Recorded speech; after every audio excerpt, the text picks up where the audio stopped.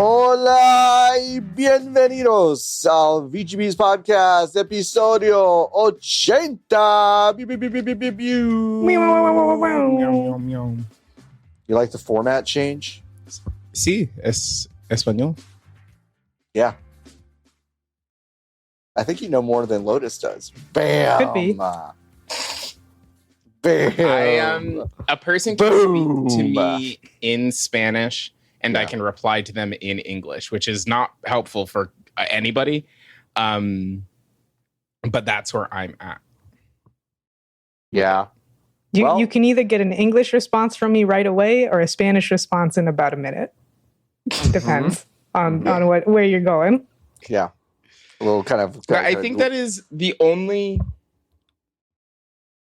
I obviously just learned the language. Not like just learn the language, but like I think that's the only thing that I am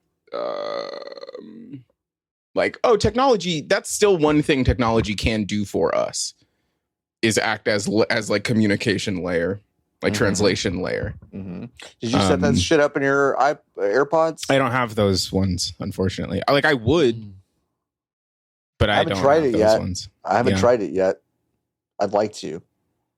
Then I can go to the little halal shop and understand the ladies that work there, and all of the ways that they're talking about you. Here's the thing. This is what. Yeah, that's what I was about to say. This is what technology has done, right? Like so beautiful, right? That we can understand. Just like the magic of talking shit in your own language. Yeah. No, for sure. We have to hold on to that. Yes, and I think there are spaces in conversations that like obviously I don't like. I wouldn't use it at the nail salon, for example. Right. That's true, not right. Those conversations are not. They're not me. for you. Mm-hmm. They're not for me. Mm-hmm. But like if I was in a marketplace or whatever and I needed to interact with a person, you'd probably use it there. You need to be like that Real Housewife who just learned Cantonese. Oh yeah, that's really good. Yeah. That seems hard though. Cantonese is actually quite. You only need a handful of words. It's fine. Yeah, just a couple. Just a couple, and they're all the same. Mm-hmm. They're all the same. Because there's not multiple ways to say them. By the way, welcome to the VGV's podcast. I said it in Spanish, and I'm saying it in English. I'm one of your hosts, John Warren. With me are my forever co-hosts, Nikki, the CEO of AOL. Hey. And Lotus. Grim. Hello. Grim week. Yeah. We're coming to you live on a Saturday afternoon, very different from our newer. Hey, while you figure out what the fuck's happening. Yeah, while you figure out what the fuck's happening to you, Jano is in my living room right now, hanging out with my dog. So I just wanted to shout that out. Yeah, I can go get him. Yeah, go get him. No, I can't, because then he has to come into my room, and my room is a war zone. Oh, it's a war zone? Then you both have to be in the closet. That's fine. Yeah, and we can't do that again. So no, we can't do that again. Please tell Jan hello, and we're coming for the title. We're stealing every single one of Giant Bomb's subs in the new year. Okay. You can only subscribe to one, and we're going to win. So tell him that. God, I hope so. He's going to hear this. He doesn't listen to the show. He doesn't Hi, listen Jan. To the show. Listen, we're coming straight up the heels of the Game Awards, which I watched. And Lotus didn't. And no, I didn't. And and I attended. What the fuck? And you attended. You looked great, by the way. Thank you. Which, by the way, can I just say something? Like, I just want to say something real quick, just because so a few weeks ago, someone in the Hive was like, well, "You should talk shit about each other," or whatever that was. And no, they were like, no, that's definitely what it was. You should have an episode where you should all fucking be angry at each other. And I was like, yeah, no. And they said it just like that. And here's the thing, though, Nikki, is that I get your fit checks only from your fucking Instagram. You don't send me that shit ahead of time. Well, it's because but I don't feel like a real friend when I find it on Instagram and I find how good you look, and then it's like, oh, so I'm not close enough to you to get a fit add check everyone on your Insta to the close friends, and then John I just don't fucking. I feel better about it. So here's what happened with this one specifically. A, I will loop you in. B, the and you got your nails done, and you had your like it's fucking bullshit that I don't find out about. Can we get a little like pivot to see the because they're like iridescent. Like I'm just some simp on the outside looking in, and not your friend. Okay, listen, I just want to know those things. Loop, John, I'll start looping you in. But thank you. Good with Lord. the outfit specifically, they made me go to work. Oh, what do you mean? Like I had to go to my job. Well, I understand that, but what does that have to do? And then I left, so I didn't have like my normal cycle of get ready and take a picture of outfit was highly constricted. And then I got in the lift from my house to the Game Awards, and I was like, okay, now it is time for me to be on my phone and do all of this work. But then I talked to my Uber driver for the 35 minutes or however long it was about city planning. And which was a delightful conversation, but then I wasn't on my phone at all while I was in the car. And then I had to walk into the venue. So I just want to, on that one specifically, the beat by beat was busted. But moving forward, John, you'll get the JPEGs, I promise. Okay. All right. That's good. That's great. That's all I want. That's all I ever wanted. God. Well, it's on Armadillo today, which is very exciting. This was yesterday, but yeah. That's very. I actually saw 2 armadillos, but I didn't get the other one on camera. 2 Medillo. 2 Medillo. 2 Medillo. Are they mammals? Yeah. Yes. They are in fact mammals. They're just rats, right? What could they have been if they weren't mammals? Oh, lizard? I almost said like a rhino, but I was thinking of a dinosaur. That's amazing. Whatever dinosaur it is, that's basically a fucking rhino, but it's a lizard. Yeah, but I was like, for a second, I was like, it could be lizard, armor-plated mammal. Yeah. Why more guys don't have more mammal have armor? It only helps so much, I think. I was about to say, I love armadillos so much, but their armor doesn't do jack shit. It's one of the weirdest things that I've like. It's like they've evolved into being like, hey, like, check this out. Look at what we've evolved into. Truck, destroy. Yeah, that's the thing. Their armor is great against like a fox or a small coyote. Sure. However, especially in Texas, most people who've seen an armadillo have seen roadkill and not alive ones, because they're really not good at being in the road. Most animals aren't, but armadillos are like uniquely bad at being in the road. Poor babies. Yeah, no, they're so sweet. So I guess the answer is that it makes them real slow. It makes them slow. I would bowl one of those guys. Oh, are you kidding me? That'd Absolutely. Be so fun. They would like it, I think. You think they'd like it, or you think they can't move when they're in the ball? Can they? No, because legs in ball. But also, I don't think 9-bands, which are the Texas ones, I don't think they really ball too much. They don't ball too much. It's the weird little hairy ones that go into ball. That go in the They should they curl evolve up, to roll. Yeah. Yeah, that'd be good. Figure out some sort of momentum while they're rolled up. Figure out some kind of synergy with somebody. There's got to be an animal that wants to bowl or wants to ball. Yeah. There's got to be. So we're coming off the heels of the Game Awards, and it was honestly just a fucking wreck, a fucking miserable fucking I know wreck. they're long. Honest to God, I hated every moment of it. I spent the time in watching it with Liv. Liv, thank you so much for being a trooper. You were on and funny the entire time. I loved that. If you had not been on and funny, it would have been fucking miserable for everyone to watch, because I was not having a good time watching any of that. Miss Piggy showed up with like a bad voice actress and also admitted she fucked Jeff Keighley. That's crazy. I think this is because I saw a lot of people talking specifically about this and nothing else. I think so many people love the Muppets. This is a lot of people's first encounter with the new Muppets, which are really bad. The new Muppets are bad. The new Muppets are bad. Like Statler and Waldorf were at the Game Awards last year, 2 years ago. And they had, I think, 2 good jokes out of the 10 that they attempted. And so people believed that they were funny still because they go, oh, they made fun of Jeff Keighley. Mm-hmm. Hideo Kojima, his best friend. Does Jeff know that? Tee hee hoo ha ha. Best friend. One good joke. Good joke. People believe that the Muppets have been good for the past 14 years, which they haven't. It's not true. They haven't been. Did you watch that show? I didn't watch the 2011 Muppets. Yeah, that was like on at the same time as Modern Family or whatever. Was it good? I loved that show. I really did like it. Yeah. I really did like it. I will concede that it was not good.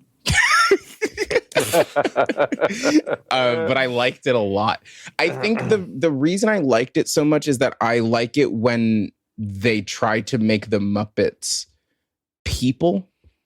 Mm-hmm. Like they give them the same agency and rights as people, which is use them as characters. Yeah, like it's the Muppets story. By way of The Office for anyone who doesn't know. Yes, and like listen, that if you don't like The Office, then you're not going to like this. But I, at the time, liked The Office. I'm not big on The Office. I'm not big on The Office, and for me, the issue their personalities got changed to Office characters, and so I was like, who are these people? And the humor went to Office humor, and I'm like, it's fine, but it's not the Muppets. So it's not the Muppets. I was kind of like, what's the point? I'm trying so fucking hard to get a JPEG to show up on the screen, but I can't do it, so I have to now do this. Can someone pop put it this? Up? Mm-hmm. Okay, yeah. So you did send me this this JPEG, sure. Would you like to describe what we're seeing there? Yeah, just for the listener at home, it is the person who plays Miss Piggy. Sorry, Miss Piggy's not real. It's the person that plays Miss Piggy sitting on a rolling thing, and his hand is in Miss Piggy, and then they're about to do the segment. Here's what I'll say. I didn't like seeing this. Okay. You didn't like seeing the actor? No, it's not I didn't. Ideal. The illusion of the Muppets is, I think, really important. And I think it was kind of shattered for me, both like contextually because of the things that they were making the Muppets say and the fact that they were at the Game Awards. Mm-hmm. And that I could see that Rolf is two guys. Rolf is two guys. You could try a little. Hey, Nikki, is that you coming from you? Yeah, it's over now. The honks. Interesting. What was that? What was going on? Do you think? Someone in the alarm. Okay, got it. To the parking lot. Anyway. Rolf, two guys, huh? Rolf is two guys. Well, because Rolf was talking and on the piano, so they had to have someone doing the talking. Wait, so someone is actually playing the piano? It's not just like piped in? So my understanding was that would be the crazy. Piano was Hey, fake. do you understand how crazy that would be? No. Someone was like, someone's like, you're Rolf's hands. Okay, now it's time. Get your feet under there. Play the shoot pedals. Piano. Yeah. So no, the piano itself was the fake. Piano's also a puppet, if you think about it.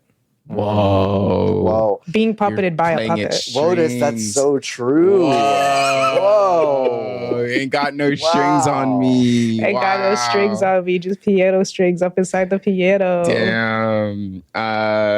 Yeah, Rolf is two guys. There was the hands person and then the head and mouth person. But then Rolf's like body is very long to cover both people. That part was interesting, but again, I just didn't like the illusion was shattered for me, and I didn't like it. Yeah,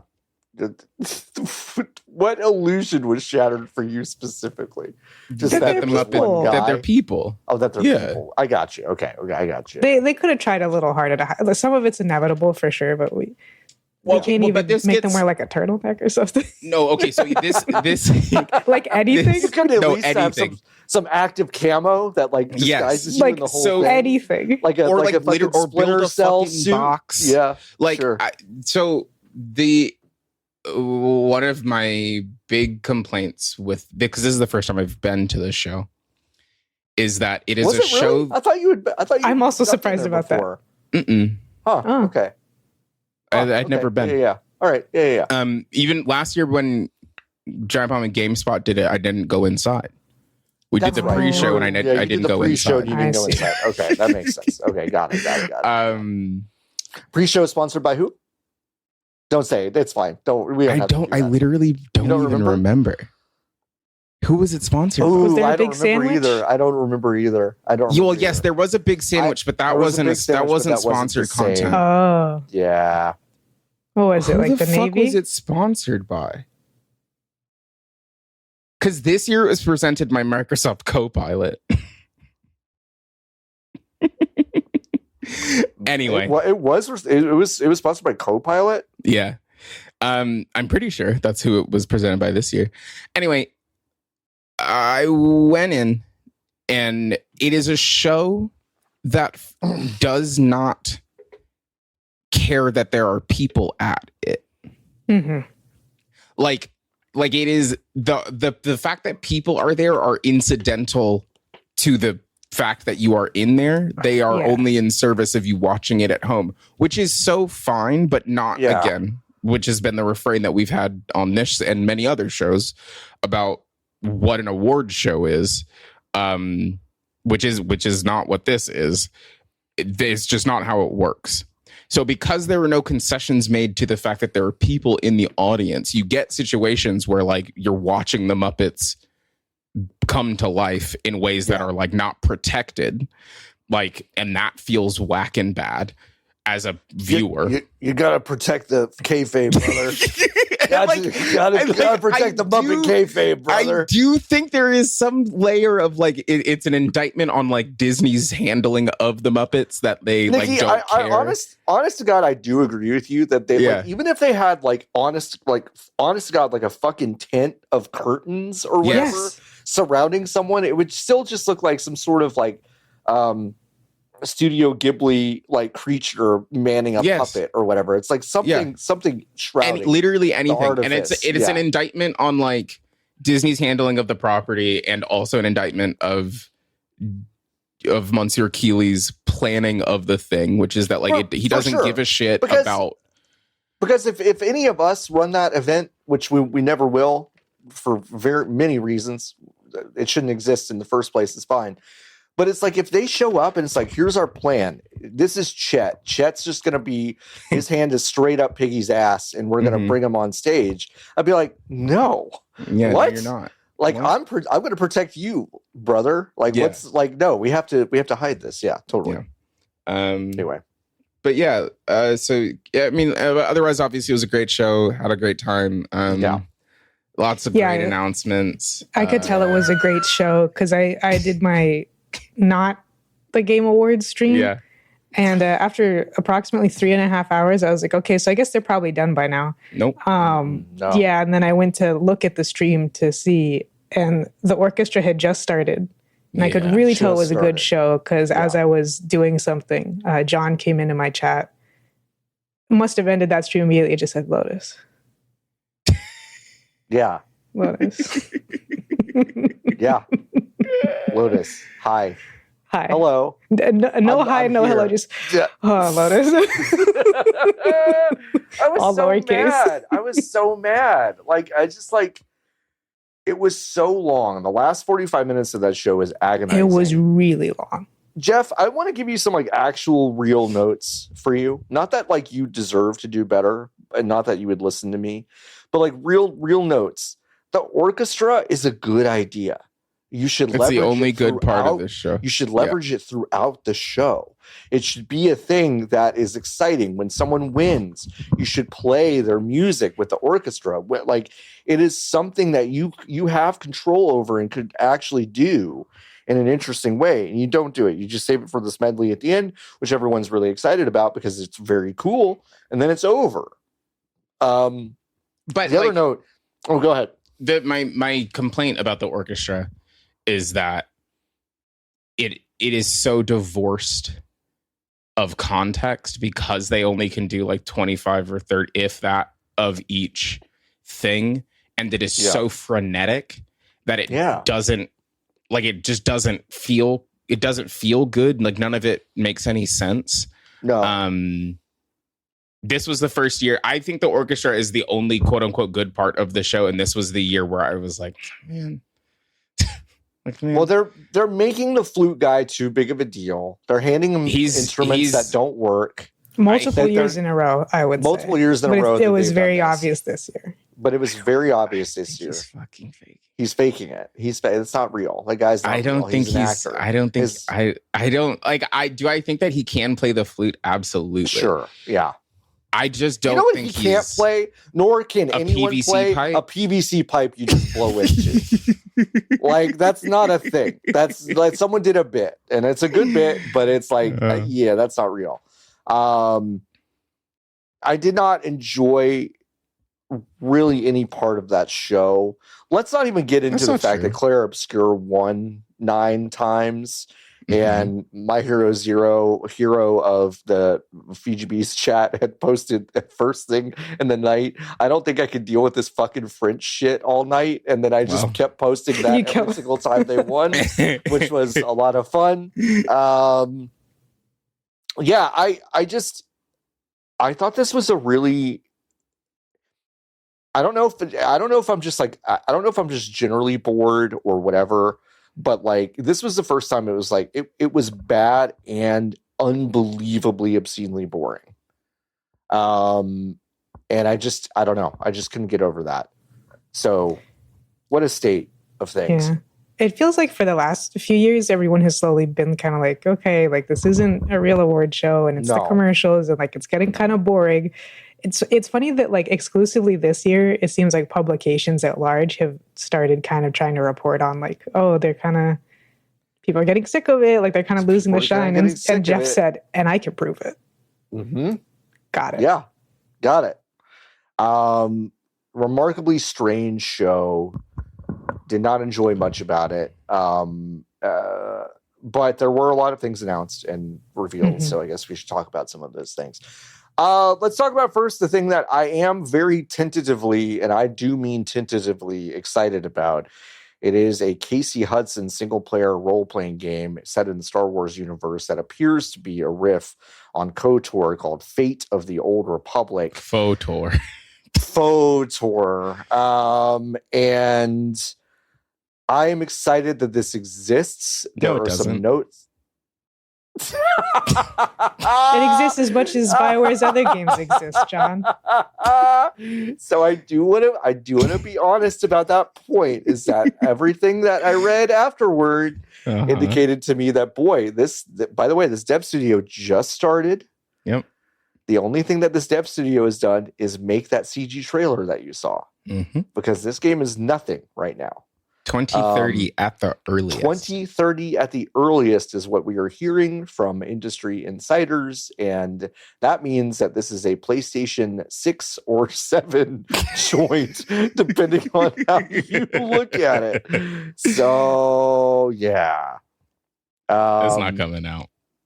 I don't know. I think this is a very exciting idea. I do love KOTOR. I love KOTOR 2. These are 2 very good games. Casey Hudson, deeply involved in a lot of BioWare's biggest successes, as well as their most inarguable failure, which was Anthem, of course. I mean, everybody gets one. Everybody gets one. I actually believe that. Like, well, you should. Honestly, you can put that number up a little bit. Honestly, everybody should get a couple. I think. Everyone should get a couple, or maybe like an aggregate. We could look at a dollar count aggregate. Here's how much you have to fuck everything up. Yes. But like, I don't know. I think everyone you have to. You gotta fuck up. You just have to. I mean, yeah, like exciting. Like, call me when the video game is real. Call that's me how when the real trailer happens. Even I know. It is very Elder Scrolls 6 of them to say, oh, hey, by the way, this is coming, and it's like, okay, when you look at it any deeper than that, it's like, oh well, huh? Yeah. But which makes me go, why? Got to get excited. Got to get the hype going early. Because to me, also, it doesn't even feel Elder Scrolls 6. You know, I would never want to put bad energy into the air for a AAA IP video game. No, never. Why would you? But the thing we always say about Lotus, I'm so positive. Everyone always says that about me. The protector of AAA. The protector of AAA. The protector. They're calling of you AAA's AAA. The AAA is AAA. The thing that this entire concept most reminded me of was the announcement for Vampire the Masquerade Bloodlines 2. Oh my God, yeah. In no small part because VTM and KOTOR are what you would call old as balls, and they play old as balls. And although like people have remembered that CRPGs are actually good lately, I'm also like, what does it look like if you try to make a KOTOR in 2030? In 2030. Because then do you have the VTM problem where you're trying to make this a real like franchise blockbuster game, and so it's just a fundamentally different and worse video game? Yeah. You know what? They don't either. Not yet. They don't either. What comes out first? Mass Effect 5 or Star Wars Fate of the Old Republic? Mass Effect for sure. Mass Effect comes out before that. Yeah. Okay. Honestly, there's people at BioWare working on that video game. Yeah. There are people at BioWare. Stuff will leak from other BioWare projects, and they're like, "Yeah, it's crazy. The Mass Effect 5 team feels fine." Yeah, there are people at that studio working on that game. Is what I know. Yeah, no, that's true. That is true. There's an office with people in it, clacking on the computer on real things.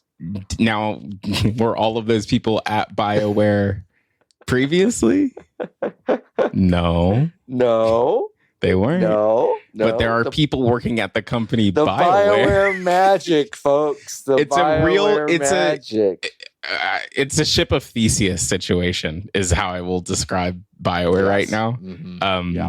From just poking around. But yeah, that's fair. We also got a trailer that, boy, Nikki and I both kind of had to stop watching. It was the trailer for Larian Studios' Divinity. Funke Joseph themselves made the whole trailer. I asked them, and animated. I was like, "Did you make the pigs eat that slop?" And they didn't deny it. So congratulations to Funke for doing all that. This is a follow-up, obviously, to Baldur's Gate 3. There was a 3-ish minute trailer for this game that was genuinely one of the most upsetting things I've ever seen in my life. I actually don't recommend you watch it unless you just love kind of like very, very lovingly animated agony. Which is a crazy thing to say. Which, if you do love lovingly rendered agony, you'll watch this and go, "Wow, that's so fucking corny." I know. You know, it's like the Hellraiser video game trailers where if you're a real pervert, you're like, okay, whatever. Whatever. Yeah, it is. It's shock value for irregular people. For regular. It took me about like 25 seconds to figure out what was about to happen. Yeah. And I have not, my brain has not turned off like that. Yeah. While I was like conscious and awake in a while. Yeah. But I really was like, and then I disappeared, just completely disappeared. Mm-hmm. And I came back when the statue was on the screen. Mm-hmm. And I said, "Only God knows what was in the in between." Well, it'll be a big Larian RPG set in the Divinity universe. If you haven't played Divinity Original Sin 1 or 2, those are pretty good RPGs. But this was an extremely upsetting, very, very graphic trailer that sets the stage for maybe the tone of this new game. Which finally, a video game where stuff sucks. Finally, a grimdark reimagining of Dungeons and Dragons: The Sword Coast. Yeah, how clever. This is probably going to be like the most popular game ever when it comes out, and that's great. I'll be very, very, very interested to see if the whole thing is just going to be in that tone. Because if it is, because if it is, it's not going to be that popular. It's not going to be that popular. If it's kind of in that vein, yeah. I think this is a one for them. Well, not that Baldur's Gate 3 was not a one for us, but it does feel like y'all got yours now, and then you gave us $1 bajillion, so now we're going to make the game we want to make. It is. I don't think it is going to hit the same way Baldur's Gate 3 did, especially if the first time they decided to show the game was by burning a man alive. By burning a man alive, yeah. By burning a man alive. By burning a man alive in a way that, like, again, I feel like Blizzard made a few Diablo trailers over the past few years that were supposed to make you go like, "Oh my god!" And it feels like what Larian did was like, "Bet, like, how about what we do instead?" Is just kind of like we ratchet that up to a fucking 11, and yeah, just I like what that team does a lot. I liked Baldur's Gate 3 a lot. I just it's a big swing, big bold swing. I know some people really liked it. Honestly, I did see those people. I mean, here's the thing: Dungeons and Dragons 5e is the most popular tabletop role-playing game ever made, and this is made for people who play D&D 5e. Yep. Which I guess is a lot of people. Which is a lot of people. Mm-hmm. So it'll do very well. I'm sure it's not actually this intense. It's the biggest game ever. So we're in like phase 2 of when you bought Mass Effect 2 and you turned the box around, it said 100 hours of side quests, and you're supposed to like that. Yeah. Larian has said this is like much, much, much, much, much bigger than Baldur's Gate 3, which is already an unbelievably overstuffed game in some ways. So, look forward to that, I suppose. Let's do 1-2 punch with Capcom. Capcom did the world's worst job of pretending like Leon Kennedy was not in Resident Evil Requiem, but he certainly is.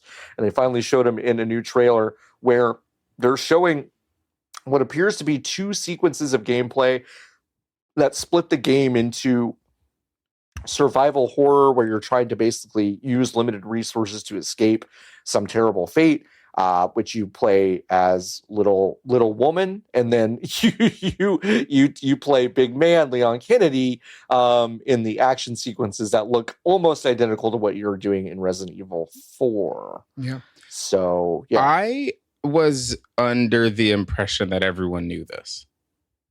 And I can't tell. Oh, yeah. No, everyone did know it. Okay. Everyone did know. So when it was like, I thought it was like, I thought everyone knew because Capcom had said it. But then I realized that they hadn't said it. No, not directly. And the thing is not even from leaks really, but like if you have quite literally the bare minimum media literacy, you're like, oh, this is what Resident Evil is doing. So all the Resident Evil fans are going, oh, we're going to have Leon next because we already had Chris. Yeah. So yes. So I was deeply confused as to like the weight of the reveal, because I was like, I don't know shit about Resident Evil, and I knew that this was the case. You knew that this. So like, I don't. Who is this? What is this beat for? Like, I don't understand. Right. Yeah, I don't understand what you're Capcom showing me. They were just lying for weeks about this too. I mean, like, which by the way, one of the funniest things you can do. No, as you should. People should. Like, you should. Like, I mean, Harada, or was it Harada who did this with Hayachi? Hayachi was just like, Hayachi's dead for sure. He's definitely fucking dead. And then there's like, no, Heihachi's back. Whatever. Whatever.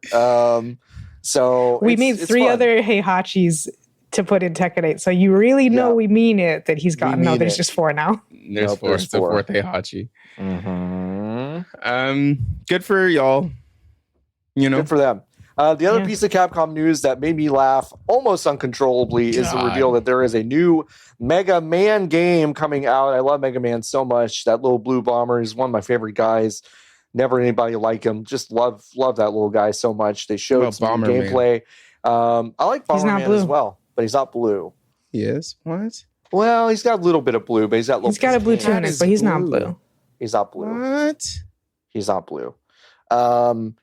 So there's a new game called Mega Man Dual Override. It looks a lot like Mega Man 11, to be honest. And then when does it come out?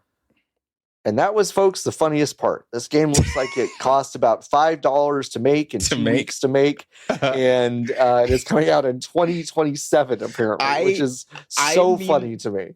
I like, and listen, folks, the needle, the eye of the needle to thread this, I think is really tough, because it is hard to make video games.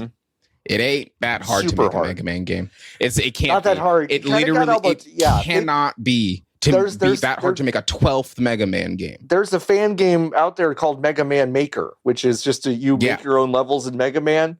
You can do it so easily, folks. It's right there in front of you. Like I love the series so much, but the thing is that it's funny the level to which they're all exactly the same unless you played literally all of them. Like the Mega Man, the actual design of the Mega Man looks different, and he looks better than the previous iteration of Mega Man. Yes. Other than that, and I'm sure there's little fucking frame trap differences. That looks like a fucking It looks Mega exactly Man the game. same as everything else. Yeah. So the idea that they just got the license to make another one, and they said, "Tell them." Is there more of?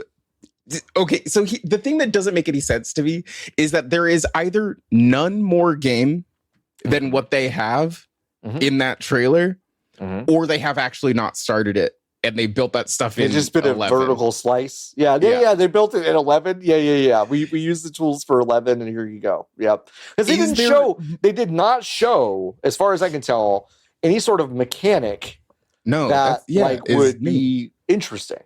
Is there more of the Casey Hudson Star Wars game or of Mega Man Dual Override that exists right now? I mean, I think there's technically more of Dual Override because it's going to be built in Mega Man 11's engine, it appears to me. Okay. So I think there's more than that. More of that. But yeah, I was really excited. This got a late in show reveal, which was very funny to me. Like this had the kind of the weight of a reveal that should have been in the pre-show oh, Mega Man's back, but by the way, it's in more than a year from now, and it looks exactly the fucking same as the last one we made. But instead they put it like close to the end of the show, which is very, very funny to me. I love Mega Man so much, but it's like I don't know what they got. Yeah, Capcom does not, I don't think. Which is so crazy. I don't understand why Capcom doesn't do just give it to somebody else. Like it's so clear they don't have ideas about it, which is so fine. Yeah. Like you literally don't always have to. Yeah. But Nintendo stopped having ideas about Smash, so they gave it to Bandai Namco. And it is not, I don't think it is a failure to shepherd your child onto someone else who's going to have better ideas about it than you are. I know we spoke fairly critically of Yacht Club last week, or was that the week before, about how they basically just had to weirdly admit that Mina the Hollower has to do great, otherwise they're dead.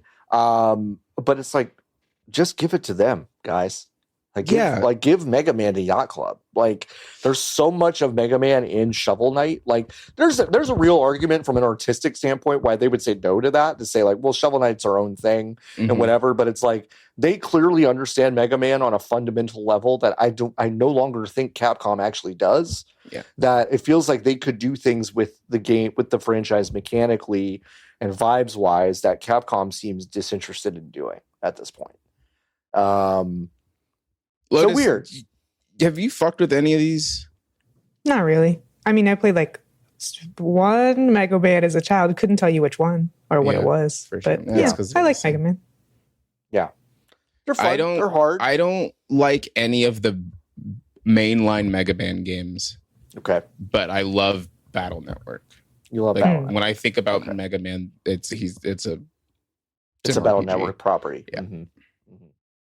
Yeah, well, I think there's a whole generation of people who feel that way. Yeah, because there weren't Mega Man they don't games care. when I was a child. Yeah. Yeah, it's just Capcom loves to make the most popular shit in the world and be like, anyways. Yeah. Anyway. I'll just let that sit around doing nothing for 15 years. Anyway. Yeah. I think maybe my favorite period of the evening was the very strange 3 to 4 minute gap of them announcing 2 different Tomb Raider games within kind of the same announcement block, which Liv, co-host of the stream we were doing, genuinely didn't understand that it was 2 separate games. And I kind of didn't either until I was watching the chat talk about it. And yes, there are 2 separate games. There is Tomb Raider Catalyst and Tomb Raider Legacy of Atlantis. Legacy of Atlantis is kind of a reimagining of the first game. Yes. In the series, and Catalyst is kind of its own thing. And they've kind of made Lara Croft like kind of look like she used to back in 1996 or whatever. Yeah, they went into the Lara Croft character creator and they inverted all the Jennifer Lopez sliders that they had going on. Mm-hmm. So like all the eyes are more J-Lo again, but then everything else is back the other way. Yeah. Yep. Mm-hmm. Interesting. And they gave her big triangle boobs again. So that's finally pretty interesting. Finally, like an actual shelf. They did not do that. They didn't. Would have been cool, but they didn't. Like if everything was photorealistic except for her tits, would it be? Nikki, you funny. Are kind of rocking the Tomb Raider look. That what did I know? Oh yeah, what did they know? What did they know? But they should. It would be fun if they did, because I mean, even though Tomb Raider is like platforming, it has become Uncharted. It would be funny if they did like an infiltration mission kind of thing, like a Met Gala, and then she has to wear like a Madonna cone bra kind of situation. That would be good. Really good. I love that idea. I forgot Amazon owns Tomb Raider now. They do. Yeah.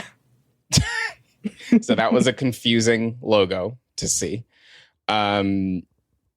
And yeah, these video games, they'll come out. It's more Uncharted. Yep, they'll come out. They will come out. Those ones, they actually will come out. Compared to some of the other stuff we've seen, those are coming out. No, absolutely, those games are coming out. Yeah. And I can't wait. It's on the lips of everyone I know. I just can't wait to play these 2 Tomb Raider games. I can't wait to play Tomb Raider. Tomb Raider. Tomb Raider. Like Ridge Racer, you know? Yeah, that's good. Yeah, you got it? Yeah. Tomb Raider.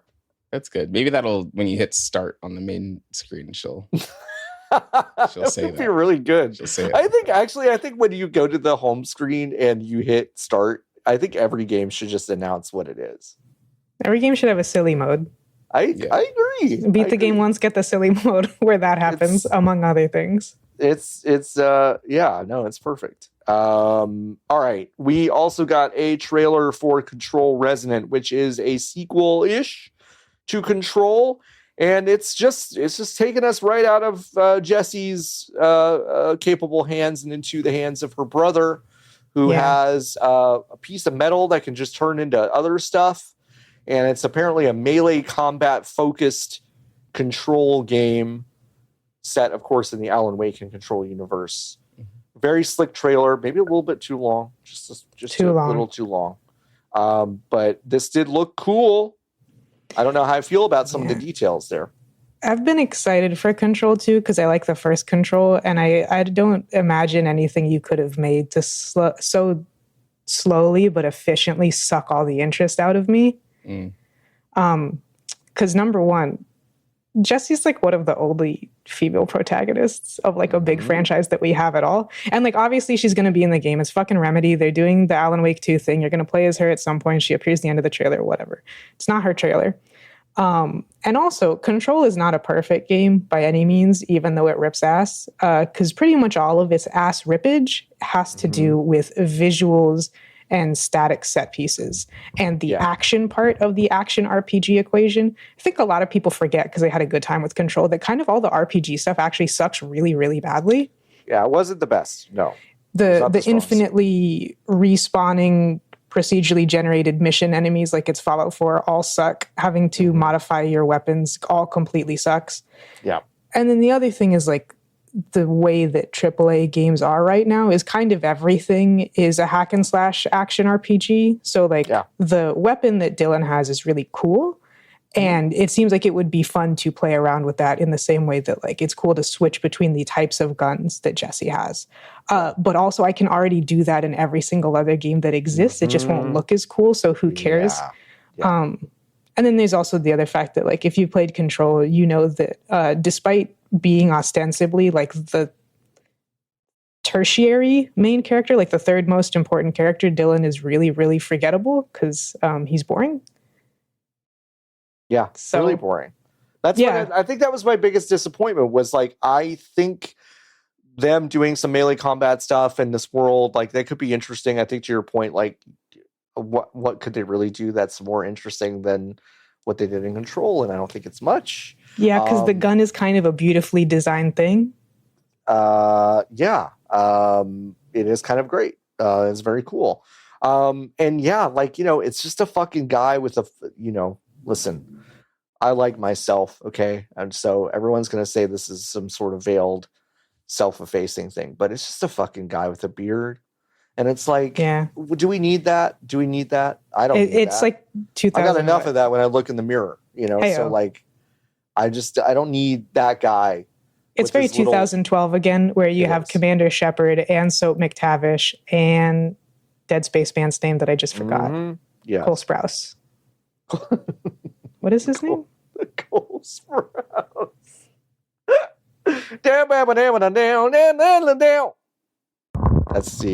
That's the interstitial for The Sweet Life of Zack and Cody, if you didn't know that. Isaac Clarke, that's his name. Isaac Clarke. Is it M or Foom? Anyway, I've seen every episode of Sweet Life of Zack and Cody and Sweet Life on Deck. Isn't that crazy? That's fine. Yeah, I was disappointed that this is just kind of taking, and here's the other thing. We also don't know that it won't also involve Jesse, I guess, technically. But it does awfully seem like that this is just going to be Dylan's story. Yeah. So 70-30. 70-30. That's probably about right. Oh gosh, a new Star Wars racing game called Star Wars Galactic Racer is coming out. It is apparently being written by Xalavier Nelson, which is very interesting. And it just looks like pod racing, and all the way down to the Y2K aesthetics of the key art and stuff like that. What did y'all think about this? Are you into Sobulba, or you're? Yeah, I am too. Can't fucking wait. I think this might have been my favorite game of the show. Mm-hmm. I think my favorite game of the show, maybe Orbitals, has got some claim to that. We can talk about Orbitals in a second, but yeah, this was very exciting to me. Recession indicator for sure. Yeah. Yeah. A Star Wars racing game from the folks who brought you Burnout. Yep. Where it's cooked. Yep. Cooked. Yeah. Yeah. The economy's cooked, but the gaming has never been better, folks. I think I'm forgetting. I think this game will have the scale of Squadrons, which is a game that I liked quite a bit. Yeah. You liked Squadrons. But was pretty shallow. Mm-hmm. But like I thought that game was really delightful. It harkened back to what I want Star Wars video games to be, which is like doing a cool thing that you might want to do if you're 7 years old and want to play Star Wars, which is to say that like I liked Star Wars Jedi Fallen. What was the first one called? Order? Or is that the second one? What was the second one called? Oh, Lost Legacy, maybe? Or is that Uncharted? No. It's got Order in the name, doesn't it? Jedi Fallen Order. Jedi Fallen Order and Jedi Order Fallen. Whatever that second. I liked the first one quite a bit. I got like maybe 5 or 10 hours into the second one. I was like, I did this already. And I'm like, I don't think I really need to. Jedi it's just Survivor. Jedi Survivor. Sure. Ha! I'm Cal Kestis. Yeah, Cal lightsaber. So yeah, I like what I want from Star Wars games is these. Yeah. Don't try to tell me a story because it's not going to be particularly good. And what I do want to do is fly the cool planes or race the cool pods. So yeah, that makes sense. I'm looking forward to this. I think, the Burnout devs being a part of it is cool. If this has any sort of Burnout takedown DNA in it, one of the best games ever made, then I'm going to be very excited to play this game. Really can't wait. Kind of in that same vein, I was also excited to see Ace Combat 8 announced, which is one of those game series Recession indicator for sure, but also just one of those games that is usually, it's a franchise that is kind of impeccably made for what it is. And this one has, again, kind of astonishing graphics and kind of a weird tone. And that's just kind of what Ace Combat is, and I love that. It's beautiful. They've spent a lot of money to make something strange. It's cool. Yeah.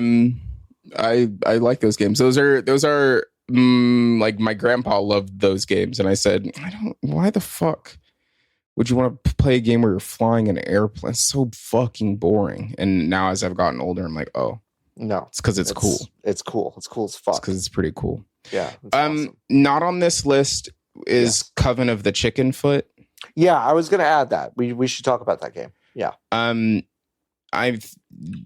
It's a game where you're an old lady and there's some kind of monster that you have to It's Slavic alive. The Last Guardian by way of Studio Ghibli. Wishlist down. Yes. You know? Which is everywhere. I always think it's very courageous when a studio says, well, we're going to take the worst part of video games and make the whole game out of it. But I like the aesthetic of this one. So I'm excited to have people be broadly disappointed by it. And then many people say it was their favorite game of the year next year. Yeah. For me, it looks a little too, it's just one of these, and I mean, it's in the Game Awards show. So it also could not have a luster on it because I said, oh, okay, got it. I don't know. Yeah.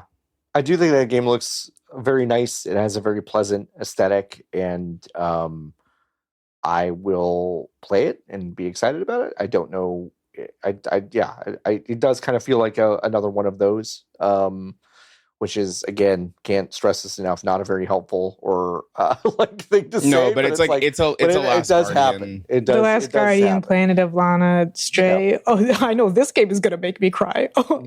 So it's like, okay, like I'm sure it will, bud. Yeah. So it is one of those.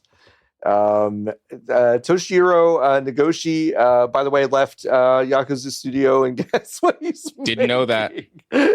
No one told him. He's making Yakuza again. It's called Gang of Dragon. You just play as a big motherfucker who can beat the shit out of people, which, like, honest to God, cool. Like, that sounds fun. That sounds great. Yeah. This trailer was really fun. I think it was maybe my most fun trailer of the night in terms of just like giving me something that's like, oh yeah, that's a sweet piece of candy that I'm gonna keep sucking on. That sounds good. I hope this game ends. Yeah. Instead of just goes into 0. Instead of making 9 100-hour video games. Yeah, that's fair. I'm still like, every so often I like get the itch. I'm like, I should finish like a dragon, whatever the last one. But they're really big. They're unbelievably big. And like I was like, for what? Like, and I think people love it for that, right? Like there actually people are amped about it. It's just for me, it is a thing that I bounce off of. But like I think the ways that these games tell these stories is very fun. Like it is the most like paced like a television show, like a fun USA show actually is kind of how it feels. They're goofy. And I like them quite a bit. It's just that they're too fucking long. So yeah, I liked what I saw from this. I was like, at first I was like, wait, but this isn't it looks different than Yakuza, but it's just Yakuza, huh? And then I was like, oh, that's because it's the same guy. But yeah, if the game's gonna be as fucking long as these are, then like, I know it's like, yeah, with a bunch of mini games that you'll just get lost in, you know. It's probably gonna be exactly the same as those, but you are a big guy that can just, and that's cool. Grab a gun, just kind of with your bare hands, and just kind of steer the gun. I don't know. It's kind of cool. There were a lot of games that I would describe as totally DOA, and not in the fun fighting game sense, but Dead on Arrival. That's going to sell about 400 copies. One of those was Four Loop. That's a J.J. Abrams bad robot looking thing where they acted like nobody has tried to remake Left 4 Dead again for the 8th time. As if we haven't had 4 of the other Left 4 Dead guys try to make Left 4 Dead again, and they were all pretty whatever. Yep. Especially because Left 4 Dead and Left 4 Dead 2 still exist, and you can buy them for $1.50 most days. Yep. And this one just kind of looks inert. The tone is awful. The game looks bad. Awful. I know. Looks awful. Like, it just doesn't look good. And for a Sony first party, or is it, do you think it's like are they just publishing it, or is it Sony first party? I think they're just publishing it. It's Bad Robots first. I think they're just first. Oh, so they're developing it and then Sony's publishing it. Mm-hmm. I still, if I'm Sony, I'm not putting my logo on this bad boy. This looks like, I said it during the show, it looks like a 10-cent game. It does. No, that's so true. Very apt. That is so true. Damning, but so true. There are a lot of 10-cent games this time, even more so than usual. And usually this is the show of 10-cent games. Yeah. No, that game's dead. That game's dead. Another game that I'm surprised to say I think is also dead is the one that they ended the show with, which is the Respawn Devs game called, Respawn X Respawn Devs game, Highguard. They ended the show with this. It is a, I don't know, high fantasy shooter looking thing. And it's coming out very soon. It's free to play, and you'll be able to play it in January. I'm sure the gunplay of this game will be fun, but I fucking hated the tone and the visuals of this game. I did not think it was very interesting. It's kind of odd to go like from the makers of Apex Legends, Apex Legends again. Yeah. But it has a fantasy veneer to it, and you have a horse. Because Elden Ring Night Rain came out. Or a bear or a cat. Isn't that cool? You can get a mount. I'm sure they'll all be free, and it won't cost a lot of money to get a different mount. Why would why would it? Why? It's just something I thought of. I didn't mean to suggest that it was a possibility. I just was trying to make sure, because it's like I don't. You know. Why would you say that? I was just following their vibe of just saying stuff for no reason. Why would you put that out in the world, Lotus? But yeah, like you have abilities and you claim orbs, which is a fatality, but you don't kill a person, so it probably lowers the rating a little bit more. Like, I don't know. I'd love to, because I like this type of game a lot. I put a lot of hours into Apex Legends, and I wish I had any faith in this type of video game ever again. I know. But I don't. Yeah. So this one I think Fortnite. Like I don't know, folks. I think it is more. I even like, I'm a big Titanfall and Apex Legends fan, and this left me just freezing cold. Yeah, I'll play it. Like sure, I'll play it. There's nothing to lose. It's free, but how many gigs of space am I giving? Only 25. Is my immediate question. Okay, perhaps I'll try it. You think it'll be 25?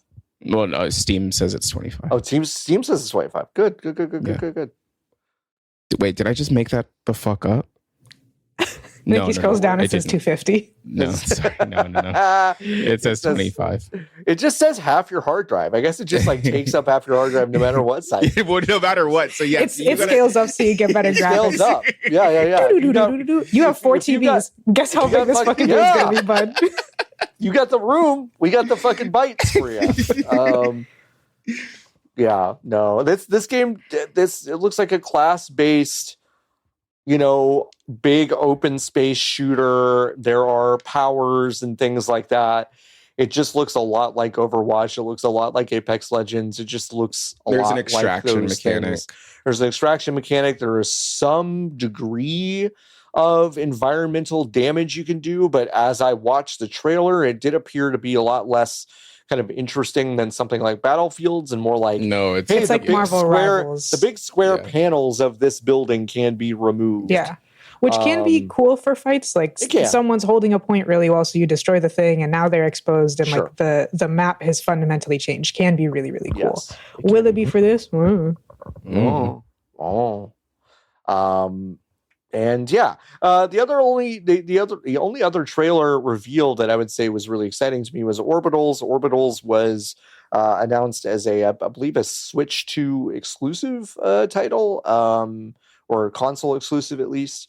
And it has this incredibly interesting 70s space anime aesthetic with some of that kind of a low low frame rate animation stuff that is gaining in popularity that I think is really well done here. It looks a little bit like a cool Saturday morning cartoon. I thought this looked really neat. I liked the trailer. I don't know if I'm going to love, I think I'm more excited about the game Star Wars Galactic Racer than I am Orbitals, but I thought Orbitals is maybe the more effective and interesting trailer for me. I don't know. Switch to exclusive is funny. It is funny. It is a funny idea. Yeah, what is that about? Great. I have that object, but huh? Not only is it an insane question, you also have to be like, well, it does appear to be an It Takes Two, a split fiction. So then you have to go, well, do both people have to own it? And also, are they going to have to work on Nintendo Switch Online and both own it? Because that's kind of a big ask. You'd hope not, that they would learn from Split Fiction Man, how they consistently are like, nope, we don't care. Yeah. I mean, yeah, it looks nice. Joseph Fares taller than I remember him being. He looks tall. Yeah, we were I was at the bar, and then he came up next to me, and I looked at him. I said, "Hello." Split Fiction was pretty good. And he said, "Thank you." And then I said, "Okay." And then I turned around. And then master of networking. Wow, yeah. Yeah, no, Nikki, that sounds exactly like how I know you to be. It's just you say one thing and you turn around and leave. Yeah. Yeah. I had nothing to say to him. Yeah, no, that's fair. I had nothing to say to him. That's fair. Yeah, I don't know. Did anything else? We have a couple other things to talk about from TGAs, but did any other? Oh, we didn't even talk about the fucking Street Fighter movie. Huh? Oh, dude. Oh, boy. They brought the entire cast of this. Well, not all of them. Hiroki Goto, professional wrestler Hiroki Goto is playing E Honda, was not there. I'm going to assume that's a visa issue. But 50 Cent was not there. And I just don't think the check cleared for Curtis. Is what that seems like, maybe. But everyone else is there, including Cody Rhodes and Roman Reigns, who had the chemistry of oil and water on stage. I don't know why they put them together. They're both wrestlers. Worked together. So that's crazy to me, how little chemistry they had on stage at an event like this. It's so funny to me. My read on it in person was that the only person in that, there were two people who were on, whose brains had turned on for the engagement, and it was Noah Cinnabon, who whatever steroids that guy got, that's correct. Whatever steroids that kid got is the good stuff. Good for him. Yep. And the racist guy. Yeah, Andrew Schultz. So Andrew Schultz, a right-wing podcaster that a lot of people seem to not know who that was, and was like, wow, he was funny on stage. And I was like, wow, that guy fucking sucks, actually. Yeah, well, he's like Theo Von, where he wasn't right-wing by trade exactly, but, he realized that he needed to be sycophantic to kind of everybody, so became right-wing, and exactly like Theo Von, or that other guy, Bobby Moynihan. Moynihan is now realizing that actually Donald Trump is the least popular president that has ever graced the United States of America's presidential office, and is now self-laundering to try to look like a normal centrist guy again. So people don't know, because he's been allowed to star on virtually every single podcast that has ever existed within the past year and a half. And he's in the Street Fighter movie. And now he's in the Street Fighter movie as somebody. Watching the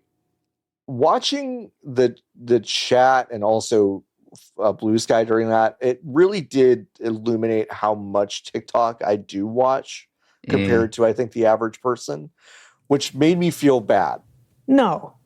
What it should highlight to you, John, is how abnormal people who use Blue Sky a lot are. Yeah. It's like the thing that Nikki said last week, which is a lot of extremely online nerds will try to talk about like the way people engage with media, but they don't watch cable television, so they have no ground to stand on.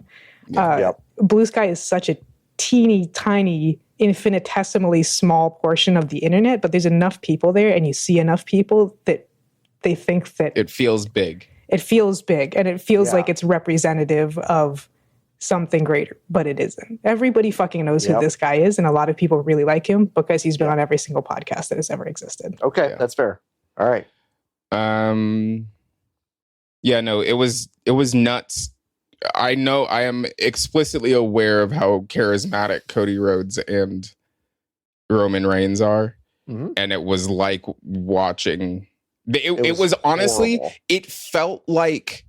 It felt the same as watching Miss Piggy get operated. Yeah. Which is like the kayfabe. Sorry. Yeah. Like I feel like y'all are better at this than that. No, for sure. And that's why I'm like it's so strange to me. And that's why I'm like, they literally had to have only been there for as long as like they rolled up 5 minutes before the segment, got out of the car, walked into the room, did the segment, got back in the car, didn't leave, got back in the car. The car was got on got back in, like went back to the airport to go to DC for today. Mm-hmm. Like, yeah. Like it was so naked. The tone of that movie is deeply confusing to me, and then I realized that's because it's directed. They showed about 90 seconds of it, and it looked like a bad music video, to be honest. Yeah, and it's directed by a guy who has directed a bunch of episodes of Eric Andre's show, which is why it is chaotic that way. So that made me go, well, that maybe is kind of interesting, but I don't know. We'll see. Every time I said I'm going to go watch a movie, I don't end up watching it because I don't watch movies. So no, you don't. We'll see. No, you don't. What about Jonathan Blow's I don't think cool I'm going to go. Yeah, let's talk about John Blow's cool game. I think this is the announcement of the show. It's so crazy that he has gotten still enough press that, like, for days, this was kind of John Blow's going to announce a new game at the show, which was crazy to me. I was like, really? He posted about it to his YouTube channel. To make sure that everyone would know that announcement was coming. An announcement. And it's called Order of the Sinking Star, and I don't think I have the proper vocabulary to explain how weird this was, in the sense of, I love how when Riot releases something, they pretend like they invented a genre, right? They invented mechanics and things like that. This kind of had the same tone, but for like puzzle games that I have been playing for literally 20 years. Yeah. Further back than that. I would argue. Yeah. Like, this game looked old. Mm-hmm. Not retro. Like, it looked old. The biggest laugh of the day was when Jonathan Blow's fucking name, I think the trailer opens with like, because I didn't know that he had announced that he was announcing a game. Yeah, there were people around me talking about Jonathan Blow, and I was like, why the fuck is everybody talking about Jonathan Blow? But of course I didn't research, because why would I? Yep. So then when the text on the screen said from the maker of Braid and The Witness, it was just an uncontrollable cackle from the box. Then like it had to have been loud, because it was loud, and I had earplugs in, because where we were seated, we were in a box, and the speakers were right next to like where I was sitting, so it was loud as fuck. So I had earplugs, and I knew I was loud with the earplugs in. Yeah. And there's no way anybody else in the room was saying anything, so it had to have been audible. Yeah. But yeah, this game looks like shit. Like, I don't what? Like, the game looks bad. Lotus, do you want to take a shot at like kind of what this game is kind of aping a little bit? Yeah, so this is like a Sokoban game, which are block pushing games. I think the way I always explain what Sokoban is, because it's very old, but if people haven't heard of it, if you have ever played one of the 2D Pokemon games, when you use strength in a cave and you have to push the boulders around to get to the exit without blocking yourself, that is Sokoban. Fucking hate that shit. A lot of people fucking hate it, because it's a whole thing. I happen to like these kinds of games, which is why I follow Alan Hazelden of Jacknet Games, who have made at least one of the better Sokoban games of all time, A Monster's Expedition. And he informed the people, because this was not present in the trailer, it wasn't said on stage, it's not even really on the Steam store page, that Order of the Sinking Star is made from a smattering of existing free video games made by a handful of different designers, namely the Heroes of Sokoban series, the Promest series, Mirror Isles, and Skipping Stones to Lonely Homes. So just from hearing especially those last two names, if you watch the trailer, you go, oh, those ones. I see now which islands those are based off of. Really weird to not mention that anywhere. Yeah. That is with permission to be so. It's not just like, well, the games are free, so I can do whatever I want. Apparently, Thekla and Jablo reached out in 2016. Yeah, the Toxic Spider reached out somewhere in 2016 and got everybody contracted probably by 2019. Yes. And then, sorry, not to be rude, and then it took him 6 years to do that? Well, that's because whenever something is 10 years in the making, it has not once on this planet, especially for a video game, ever been for a good reason. It's because maybe someone has been causing problems with the development. Like, if I was Jonathan Blow, and I was smarter than Jonathan Blow when it comes to socializing with other people and marketing, I would say, hello, excuse me, Jeffrey Keighley, please don't mention that it took 10 years. Yeah. Please don't do that. Because I'm kind of supposed to be this veteran who's like good at leading people and has a lot of good ideas. So if you could not mention that, that would be awesome. Yeah. But no, it was the first thing out of his mouth. Yeah, say it took me 25 minutes and this is just what I pulled up in the car on my way here. Listen, everyone, John Blow sent me a thumb drive in the mail 2 minutes before the start of this, and we're just going to put it right in your eyeballs. That's what I'm talking about. Like, that's it. I can't believe how fast you worked. Unbelievable. This is crazy. It's odd. I don't dislike the look of the game, but for 10 years, it is crazy. This is the kind of game I would like, but it is Jonathan Blow, who's a known kind of super asshole. Like so I love it. Who's a very well-known, enormous asshole, kind of right-wing, centrist, chud, anti-vax fucking freak. Jar pisser. Jar pisser, famously, Soulja Boy hater, etc. God. And so, I hope now from me, babes. And shits all over it. Yeah, God, I hope Soulja Boy shits all over them, says, but some of the mechanics were good. So I went back to play the Heroes of Sokoban series, and it has my vote. That's what Soulja Boy should say. That's what it should say. That'd be amazing. And then, just in case you were curious about what it costs to put one into the trailers on this thing, allegedly it costs between $450,000 and $1 million. Yeah, potentially north of $1 million. Potentially north of.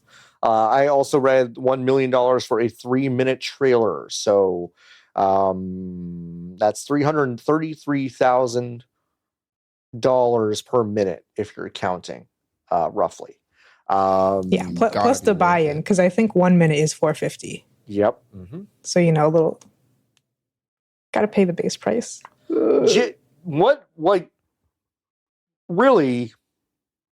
Whoa. What is the real calculus here? Like, why would you spend that money, do you think? I don't know. Because you could never connect the sales from marketing to marketing itself, so you can spend as much as you want and say that it was worth it. I mean, I think that like Lotus, I think is exactly correct, is that like the way marketing is accounted for in almost every single capacity is so nebulous and so devoid of actual hard facts that I think that's right. I think it's just random like that. Which is crazy. Well, would you do it if you had all the money in the world? Well, I wouldn't. I would do what DE does. Okay. Which is because they have their own shit. They have their own shit, and they also essentially they got Werner Herzog to make a trailer, which is just spent the money funny. There. It was super funny. It's just goofy. They were like really funny. They were like, okay, what levers can we pull? What does Jeff like? Jeff likes it when there's a big celebrity that people know. Yes. And would it be funny if we got Werner Herzog to say the fucking line? Mm-hmm. Like, yeah, it would be. And like, if you're gonna get the budget to do it, I mean, the Warframe DE has more money than Christ. But like that, I think, is the way to do it because then people, are talking about your thing, but in a way that's like, damn, I can't believe they got Werner Herzog to say the line. Yeah, it's very funny. But you're not trying to like message anything other than awareness about the thing. Yeah. The thing that's still not clear to me is who has to pay. Because like obviously Kojima Productions does not pay $1 million to show a 15-minute trailer of Death Stranding. So I'm like, does digital? I don't think that they would have to pay either. So for the people who would have to pay, even if they can afford it, it doesn't make any sense because you are, with respect, nobody. Or Tencent. Yes. They probably have to pay no matter. Tencent. And listen, Tencent, they'll pay. They'll pay. And they will. They'll do whatever. They don't pay. Like, that's nothing to them. Sony probably had to pay for this for-loop. Third-party stuff, yeah. Right? And like the Respawn devs probably paid. Or like the Highguard situation probably was paid. Disney probably paid for Galactic Racer. I need to go get barley from downstairs, but can we in 2 seconds circle back because I want to talk about fighting game of the year? Okay, sure. Okay. Yeah, no, fighting game. Even I'm aware of what this is, unfortunately. Yeah, no, totally. We also we'll cover this real quick and then come back to TGA stuff. 19,000 games plus have been released on Steam this year. 49% of them have fewer than 10 reviews. Lotus, this is probably good, right? Yeah, it's great. Thank you, SteamDB. This part's real. Thank you, SteamDB.info for collating this information. SteamDB is pretty much because Steam/Valve does not give a fuck. They're pretty much the number one source for any kind of like actual numbers and data that you would want to get. Like obviously, again, the extent of it is the biggest issue facing any indie game right now is discovery, which both means that no one has played your game, so they can't leave reviews, but also you need the reviews in order to have the discoverability. I would say a non-zero, because this is every single year. Steam has more games release on it. And there was an enormous bump in, I want to say 2022. Yeah. And that at least partially does need to be attributed to the rise of generative AI.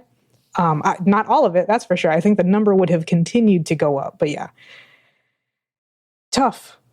It is not a good time, I think, if you want to be a small independent dev releasing a game on Steam. There are just so many of them happening, and the market is just unbelievably saturated. You've got to have some sort of existing community or some sort of hook to really stand out, and that is getting harder and harder and harder and harder to do. Yeah, and the worst thing is that Steam sucks really bad for everybody, especially if you're a small creator, even if your game doesn't get anything. Right. Maybe especially if your game doesn't get anything. Like, it just fucking sucks to be on Steam, but you know that you have to an extent. It is tough. Well, let's circle back to the winner of Fighting Game of the Year for the Game Awards. It is, of course, everyone's absolute favorite fighting game. Everyone is saying it's the most mechanically interesting. They're talking about it on the street. Talking about it on the street. I can't turn around in a grocery store without someone saying Fatal Fury City of Wolves is just like the absolute best fighting game that we have played all year. It was the big winner. Nikki, you wanted to talk about this for a moment. Please go ahead. What the fuck do you mean? Like, what do you mean? Huh? It's the most. This is how I know the show is dead, actually. Yes. Because there hasn't been an award that felt like it was purchased. More. Does that make sense? Not to this extent, because we know that he purchases stuff. So the pretense is like, oh yeah, he's probably going to purchase the award this year. Yeah. I really want you to be very careful here, Nikki, because obviously, like, Jeff Keighley would not allow something like this to happen. Our peers vote for this award. Okay, absolutely. They vote for these awards. We nominate them. We vote for them. I need you to be very careful with what you're about to say. Okay. I just think that perhaps, maybe, that the Kingdom of Saudi Arabia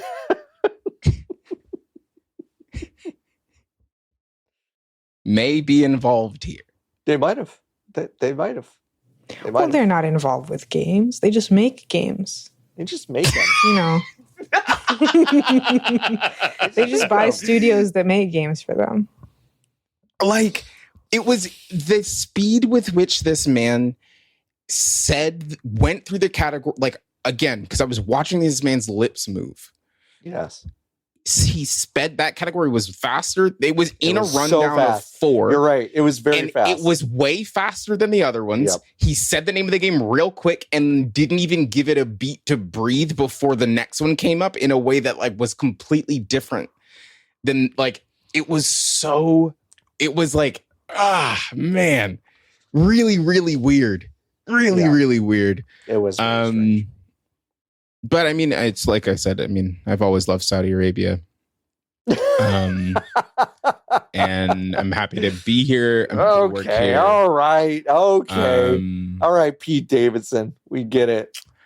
I mean, we get it.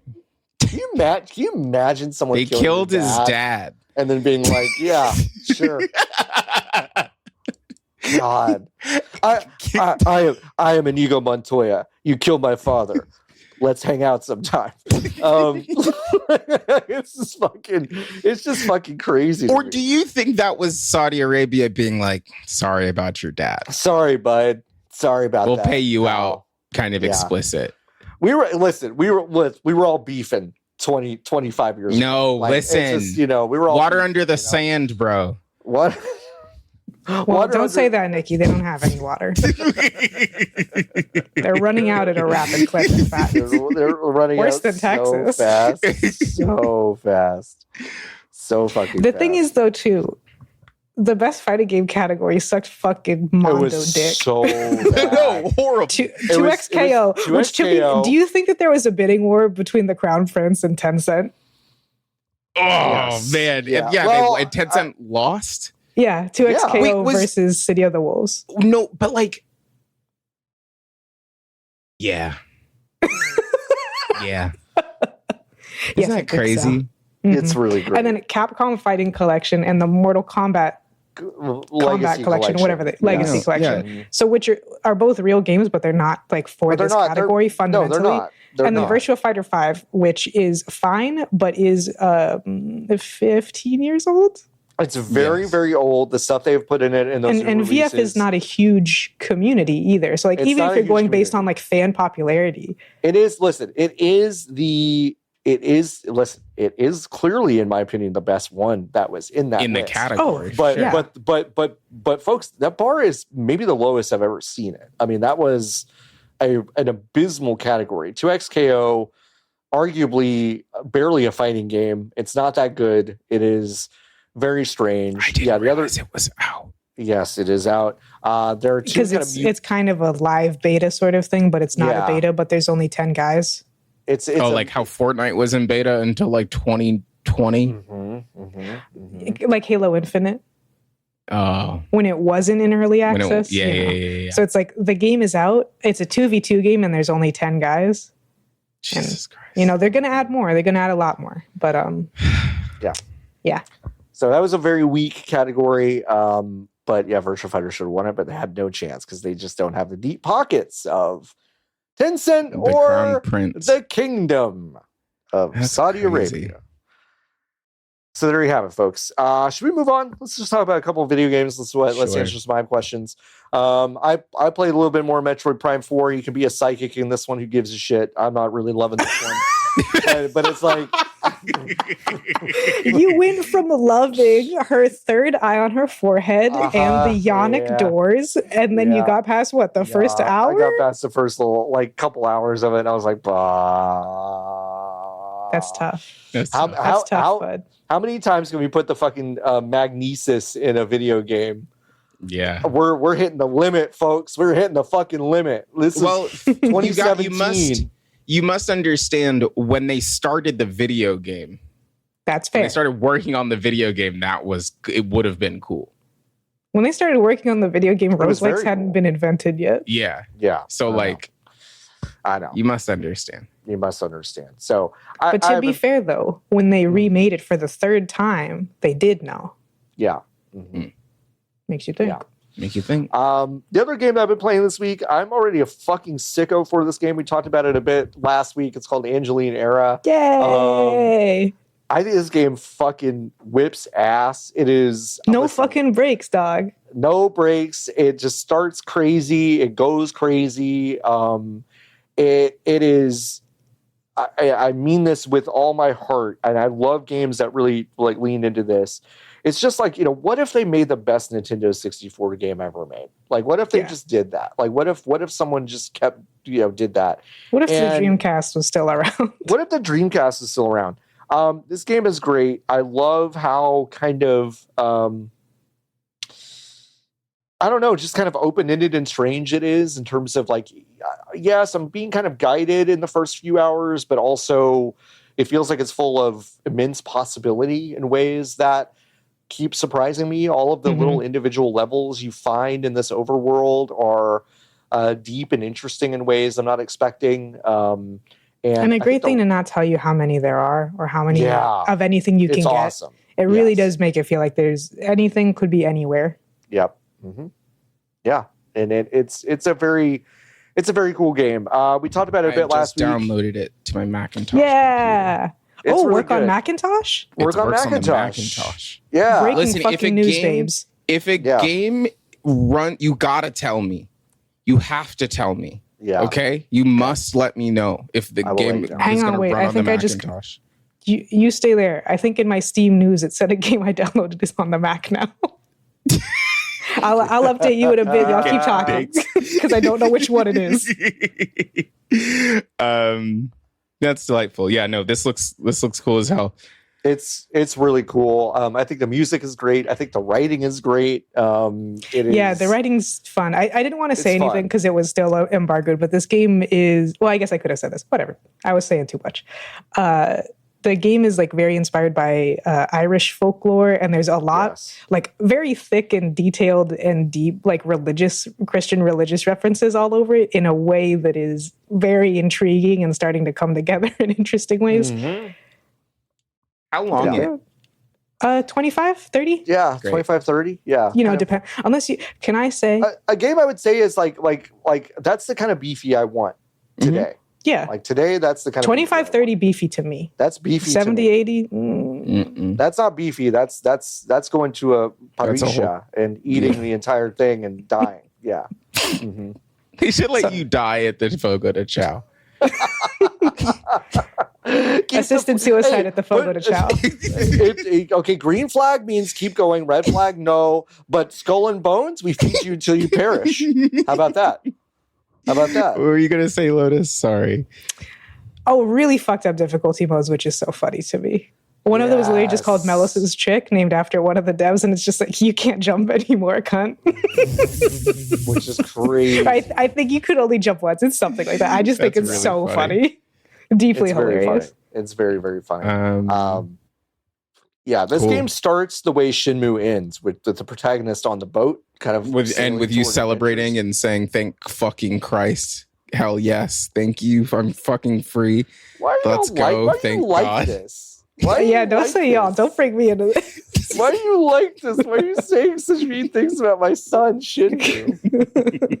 But Angelinera is great. I'm only a few hours in, but I'm absolutely dying to get back to it. Like this second. The way you said it, I thought you were talking about a person for a second. I thought you said Angelinera. No, Angelinera would be a wonderful name for a girl, don't you think? Oh yeah. My baby girl's Angelina Era of Violence and Cathedral. That's it. I like this game a lot. I think you should check it out. That's 2 stamps of approval on this game on this podcast. We might get a third next week. Just you'll have to tune in and find out. Let's try to collect the third. Let's try.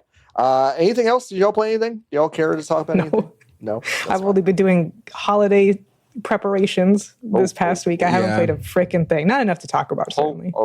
Hey, listen, folks, if you go to vgbs.com/joy. Oh, what? I didn't say. Well, I mean, I put. I thought you said no. Pokemon. I thought you said no. Oh, I said oh. Oh, I just didn't write it down. No, I've been playing more Pocket Monsters. I'm almost done, and then I'm going to start the DLC. I like that game. Thank you so much for your time. Otherwise, I've been unwell. Wait, what's the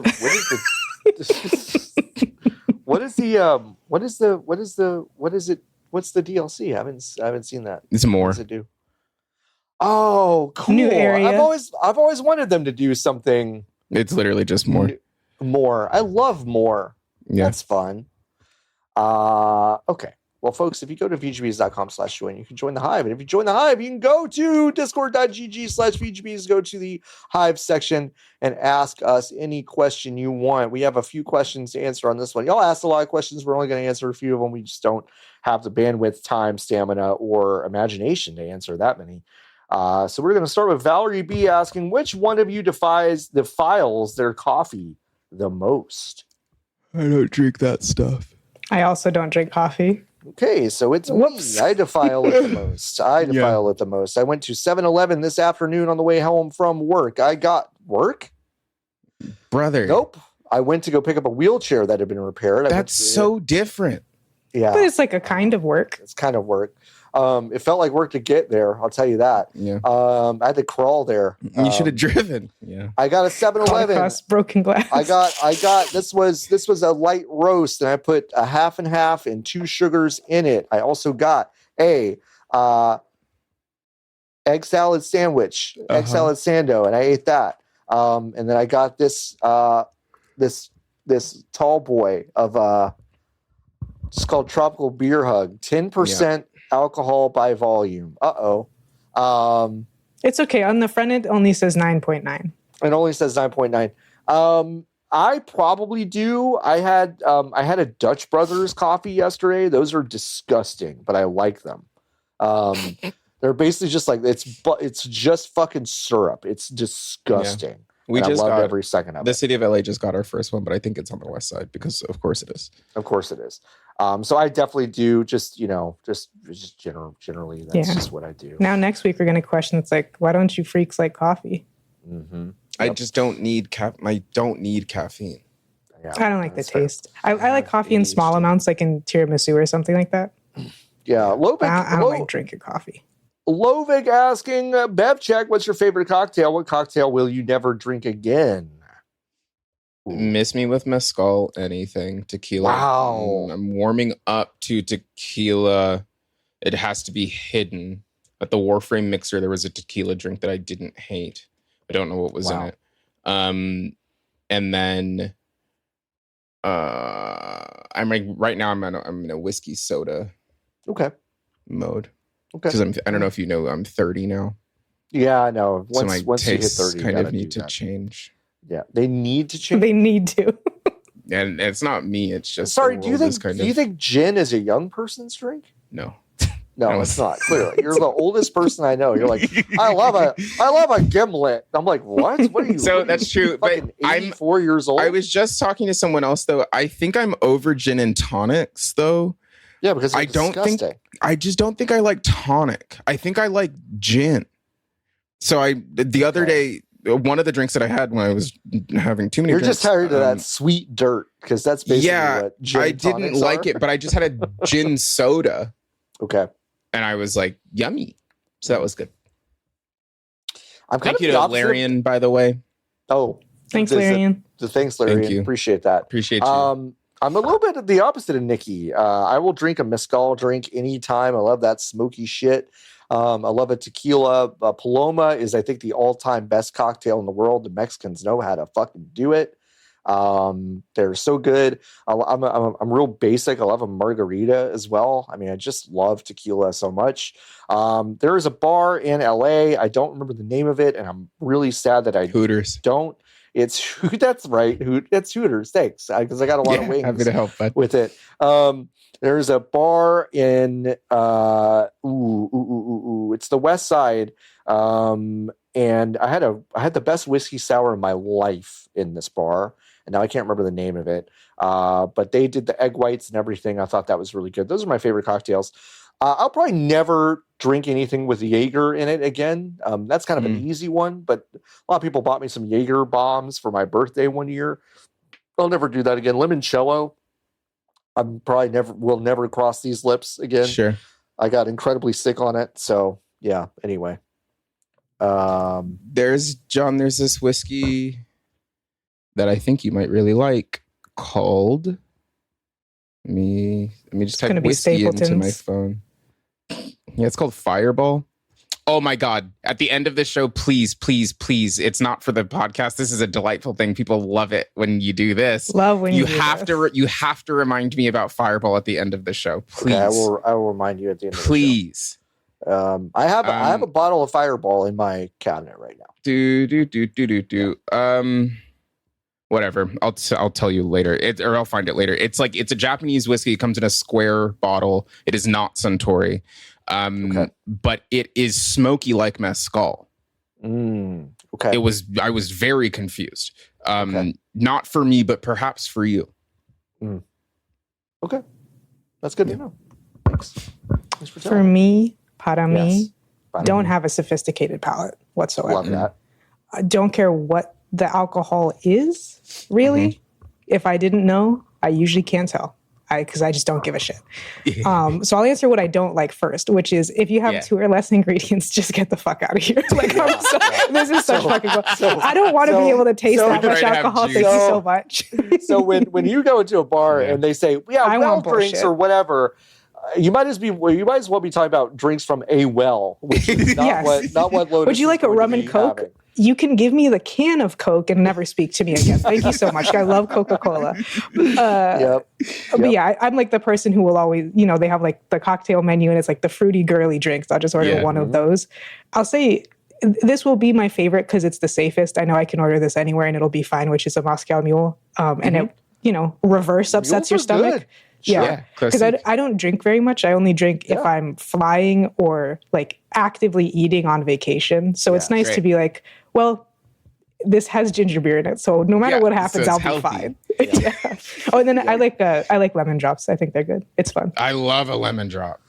Sugar on the rim. Lemon drop in a long Sugar time. on the rim. Sugar on the rim. I like a lemon drop. I'm there at a brunch themed restaurant inside of the airport ordering a lemon drop at 11 in the morning.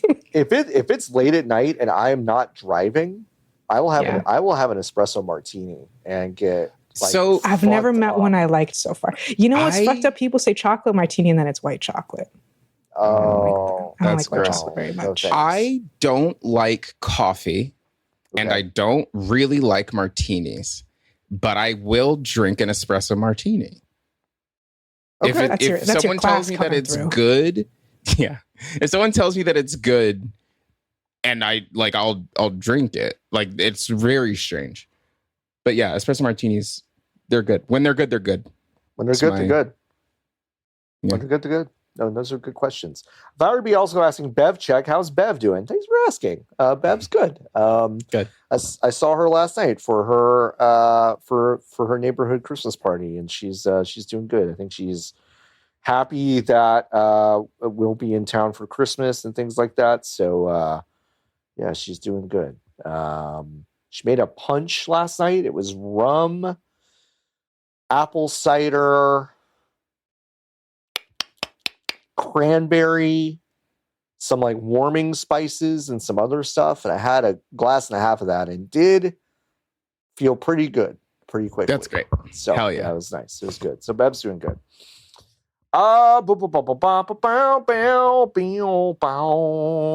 Jason asking Chinese takeout. What's your order? Sesame chicken. Or orange chicken if I'm feeling a little bit of spice. Because sesame chicken has nothing. I think I'll do an orange chicken and I'll do a fried rice, probably. I'll do some sort of fried rice. I'll do some crab rangoons. I might do a hot and sour soup for sure. Yeah. I love a hot and sour soup very much. But I also love a hot and sour soup, but a bad hot and sour soup is rough. Okay. Okay. I don't know if I feel like I've had like a really bad hot and sour soup. So maybe in Providence, the place by me was really bad. If you can, either I've got a terrible palate or I just haven't. I think when I was into them, I was in Rhode Island. Yeah, that's fair. My Hero Zero asks, have you developed any annoying gaming tics that you worry about playing games around other people? I give everyone else my gaming tics, so I'm not worried about it at all. That's really funny. Myself and many friends can quote multiple League of Legends characters like to their death because the lines are cringy and the delivery is also cringy.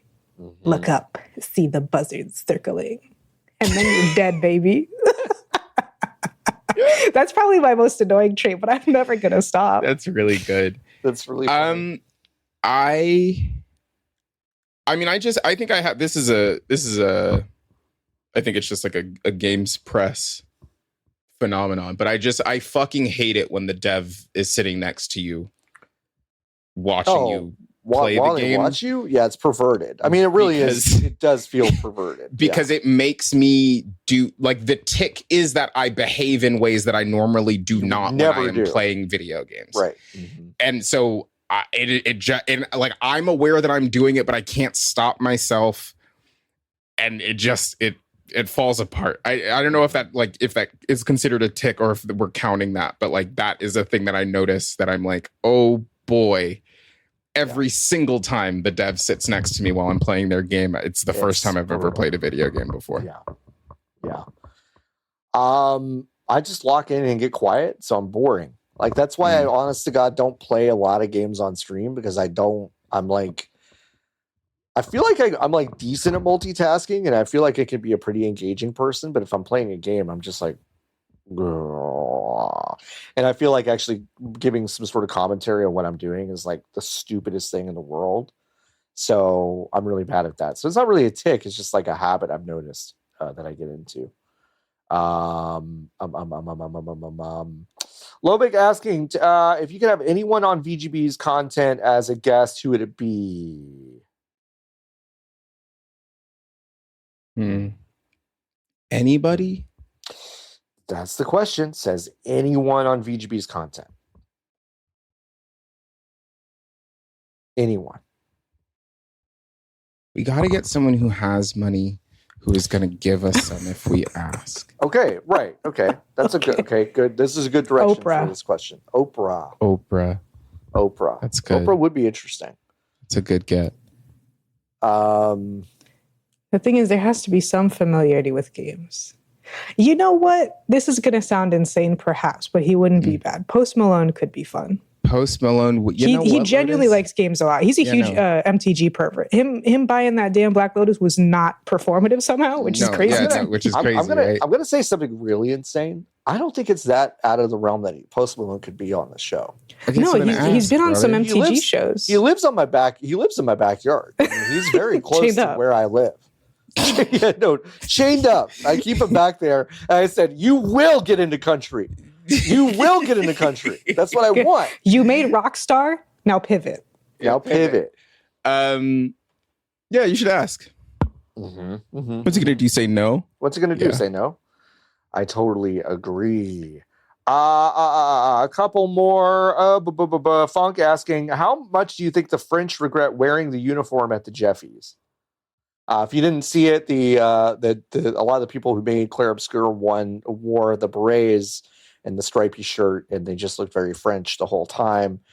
They've been doing this at many, many, many different venues for the past year and change that this game has been out. And it's still funny. Every time.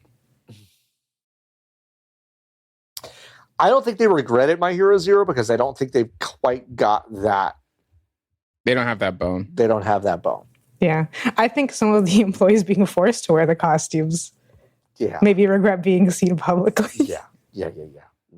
Yes. It was when in the JW, I've also I have a type 5 on the JW, but it doesn't matter because actually this year it did get me shoot hot. But they came in after the show. They went to the official after party, and then they came in through the JW afterwards. But then you could just see that it was them because they were in the outfits. So then it was like a weird procession where people were clapping at them as they were walking through the hotel lobby, which was embarrassing, I think, for everybody involved. Yeah. Mm-hmm. That's pretty tough. Yeah. It's pretty tough to behold. Tough to watch. There was a dog, though. There was a dog. I did see the dog, and I was like, okay, the dog's kind of cute. It's a cute dog. It was like the platonic ideal of a dog in a French outfit. I had one. Okay. Last is one. Blackjack. Dear this old house, my bathroom has some serious water damage from the previous owner's faulty tub installation. As I found out when I stepped wrong and put my foot through the now rotten floorboards. Fuck me. Man. I've got some plywood boards down as a quick fix, but I'm going to need to hire someone to repair the floorboards and install new bathroom cabinets and a shower since I'm not taking a chance on tub leaks. Never hired a contractor before. What should I know going in and what questions should I ask? Also on the cost of repairs, how fucked am I? Blackjack, I would say this, like, if you can take the time, and that's the big part, okay? If you can take the time, get multiple quotes from people on the job, okay? And then genuinely, like, what's the vibe of the people that you're talking to? Do they seem interested in fixing your problem, or do they seem interested in kind of getting you through a system as fast as possible? Yeah. Also, you can probably just go ask a neighbor. Mm-hmm.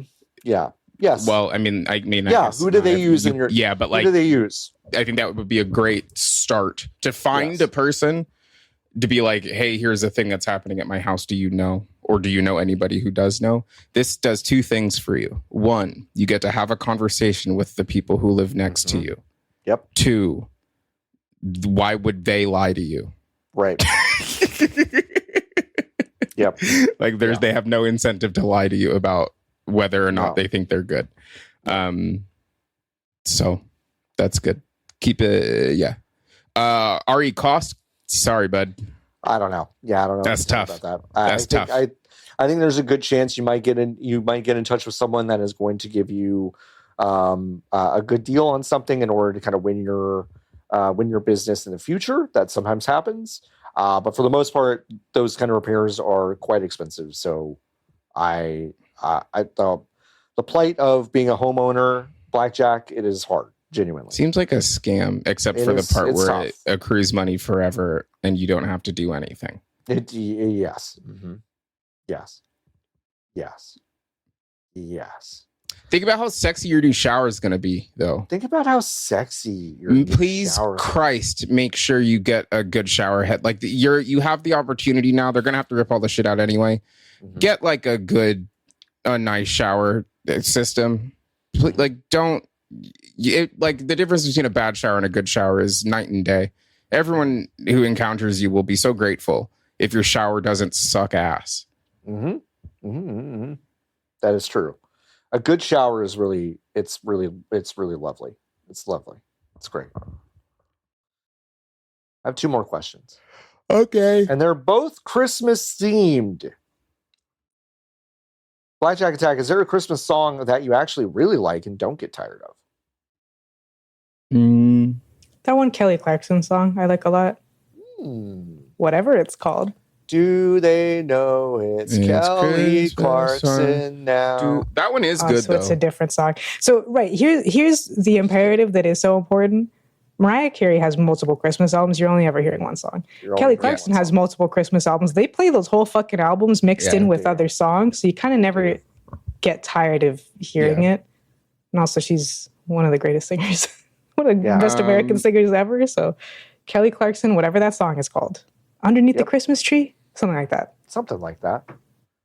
Yeah, it is called Underneath the Christmas Tree. I mean, I think Last Christmas is a banger, obviously. Mm-hmm.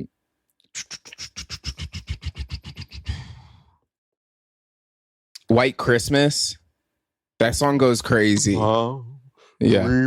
By Bon Crispy. Christmas. Bon Crispy. Bon Crispy. What else? Christmas Time Is Here from Snoopers. I was gonna say, I think the entire Vince Guaraldi trio, the Christmas album, goes fucking crazy. Oh, and then Christmas / Sarajevo. I've never said that word out loud in my life. Sarajevo. By Trans-Siberian Orchestra. That song goes crazy. Okay. Also. Oh, the whole damn Nutcracker. Yeah. Are you telling me this entire Siberian Orchestra is trans? It's trans. Every single one of them. Yeah, it's they crazy. Were so inclusive back in the day. We lost something. We lost something. I didn't know that. Wait. Wow. Yeah. Okay. I didn't know that Duke Ellington did the Nutcracker. Oh. Which is so exciting and delightful. I'm going to listen to it later. But I had literally no idea until I saw an advertisement on a billboard. So they do work. Billboards do work. They do work. Mine is Christmas Tree Farm by Taylor Swift. I'm just kidding. I can't even keep that going. The Vince Guaraldi. I think that's the best stuff. I think they're always like, there's always like a White Christmas. There's always what's the fucking Hawaiian Christmas? Malahuliki Laka is a thing banger to say. Oh, this one. Yeah, I kind of like that. I don't know. There are a few of them. I get tired of. One more question. Jason asking, what are your thoughts on Christmas decorations? Just a 3? Just a 3? Jesus Christ. Just a tree? Just in time for the NBA playoffs, folks. It's our new show, Just a 3. Just a tree, lights outside, inflatables. I believe in tree. I believe in lights outside heavy. If you're going to do anything, you should do lights outside. Yes. Inflatables, I'm not sure. I think if you have a huge yard, then I think a couple could be good. But I'm not big on inflatables. I think that's more of a Halloween thing. I agree. Yeah. I like those little wire deers when they have the fuzzy wire on them. Exactly. Deers, yeah, those are fun. And they light up too. Yes. Yeah. I would prefer you do something legitimately pastoral. I would prefer that than which is so goofy because I don't feel the same way about Halloween. I know. I think you're so right, Lotus. Maximalist Halloween. Yes, Halloween should be the cheapest, biggest bullshit. Yes, that you can get. If you're not every inch, if you're not fucking understated and elegant at Christmas, you're a clown. You're a clown. But I like a couple funny ones. I like when people do the Santa's on the roof and stuff kind of fell or something. That's a fun gag. That's delightful. Yeah. But I just Santa in the window with his cock out, that kind of thing. Exactly. That kind of fun stuff. There's the classic one where the elf has been killed by the trunk lid. I saw one of those. Oh yeah, the little arm hanging out. Yeah, I saw one of those on the way to work the other But that's day, also that's the Halloween one that I prefer. When you have a bloody arm hanging out the trunk for Halloween, that's fun. Yeah. I like the lights outside. I'm also a big fan of the big fucking color lights. Just the old school. Oh yeah, the candle shaped ones. Well, yeah. I like those a lot. You like incandescence. Yes. I watched a Technology Connections video about them. Oh, cool. I don't his videos are better when he has a script. He started to do that. He started to do this thing where many such cases. He started to do these longer form. He's just talking ones. No, those don't. It's not it. My gospel. I know from experience that doesn't really go that well. So my gospel. If you're not funny, don't try to be funny. It's okay. I mean, he's got some bangers, obviously, but but it's getting rough. Long in the tooth. All right, folks. We've had fun talking about the TGAs. We'll be back again next week with a brand new episode. We have one, I believe. It's only one, I believe. Let me check one of the other regions real quick. Yes.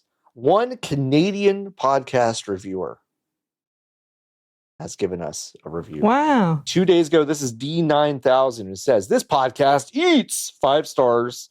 So glad I found the VGB's podcast. It's so fun listening to good friends talk and joke about video games. And as funny as this group is, they're equally intelligent and thoughtful. Plus, it's nice to learn new slang from young people. Well, D9000, you're welcome. This young person is giving you so much slang to use. You're so skibbity riz, D9000. Thanks for the review. Thanks, Ohio. Horrible. No, that's an insult, John. We talked about this. You can't say that. Hey, D9000, you're so Ohio for that. No, stop. You're so Ohio. You're being really mean. Thanks, slime. Thanks. Turn it off. All right. If you want to go over to VGBs.com/join, you can join the Hive. Give us money. That's the only way you can support us. We will have some cool stuff going up this month on the website itself. We have a brand new article from Stephen Scaife. It was a interview with the devs of Horses. It's a nice little period at the end of the sentence of the two podcasts in a row that we talked about it. I doubt we'll ever talk about that game again. Just thinking about it. We may not. But if you want to listen to that podcast and the one after that and then read that article, it's a nice 1, 2, 3 punch. I thought it was actually a very interesting interview. They talk about their influences. They're also a little bit more self-critical about what that game is than I think I expected them to be. Maybe they're responding to some of that early criticism, but maybe they just kind of always felt like this. Either way, it is an interesting interview. So thank you, Stephen, for trusting us with that. And yeah, go to VGBs.com/join. Join us. Do y'all have anything to plug? I do now because I started a stupid thing. Yeah, you did. Yeah, basically, I submitted a palette swap, which is from the hard drive folks, and I didn't get in. But I did discover a love of writing really stupid shit, which are fake video game related headlines. I decided to call it Geimu Chronicle, which is also stupid on purpose, I promise. GEIMU Chronicle. That's on Blue Sky and on the Instagram. And yeah. Yay. That is on the screen right now. I typed it as fast as I possibly fucking could. That was pretty fast. That was good. Fast and accurate. Fast and accurate. Go to GeimuChronicle.bsky.social. You can also find it over on Instagram. It is very funny. I have seen a sneak preview of, I think, probably, 6 or 7 of those. Yeah, you've seen a few. But they're pretty good. The next one I'm posting will be a surprise for you. I was tempted to ask you what you thought of it, but I wanted you to be surprised because I think it's very funny. I love surprises. It is very good. Please go follow that account. It's awesome. I'm so glad Lotus decided to do that. I've got nothing really to plug. Thank you so much for listening. Once again, go to VGBs.com/join. Join the Hive. You can make our Christmas streams come true. Yay, Christmas! We'll be back. Christmas. We'll be back next week. Ho ho ho! And keep on buzzing.